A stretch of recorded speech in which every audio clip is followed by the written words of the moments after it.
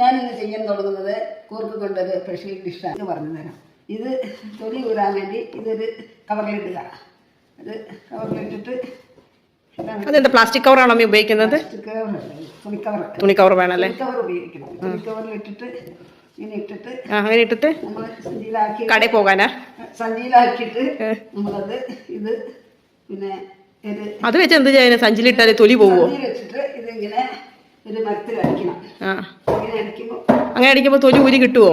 അടിക്കുമ്പോൾ തൊലി ഇതിൻ്റെ അപ്പോൾ കൂർക്ക തുണിയിലിട്ടടിച്ച് തല്ലി കഴുകി വൃത്തിയാക്കി കഴുകി അരിഞ്ഞ് കൊണ്ടുവന്ന് ഇനി കുക്കറിലിട്ട് വേവിക്കാൻ തുടങ്ങണം.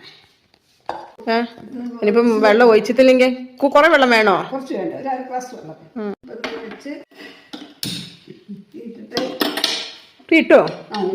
തീട്ട് നമുക്കത് റെഡിയാക്കി എടുക്കാം. റെഡിയാക്കി മൂടി വെക്കാം. എത്ര വിസിൽ വേണം?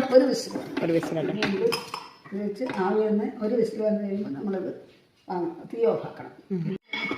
അപ്പോൾ ഇനിയിപ്പോൾ എന്താ അടുത്ത പരിപാടി?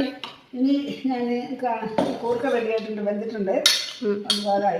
ഇനി അതിന് കുറച്ച് എണ്ണ ഓപ്പിച്ചൊഴിക്കണം. കടുക് വറുത്തിടാൻ പോവാണ്.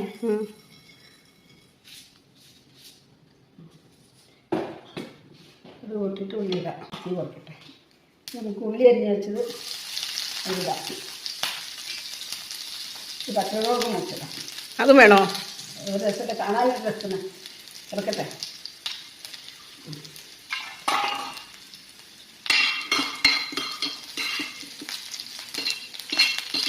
നമുക്കിത് മൂത്ത് കഴിയുമ്പോൾ ഇതിൽ കറിയിട്ട് ഇറക്കി വാങ്ങിക്കാം. ഇനി നമുക്കിതിൽ കറിയിട്ട് ഇഷ്ടം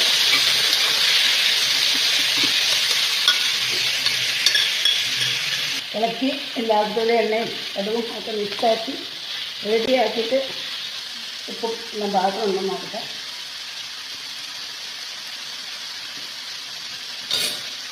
ഇങ്ങനെ സൂപ്പറായിട്ടില്ല. ഉപ്പ് വരുവും എല്ലാം നല്ല പാകത്തിന് രുചിയായിട്ടുണ്ട്. അപ്പോൾ നമ്മുടെ കൂർക്കക്കറി റെഡി.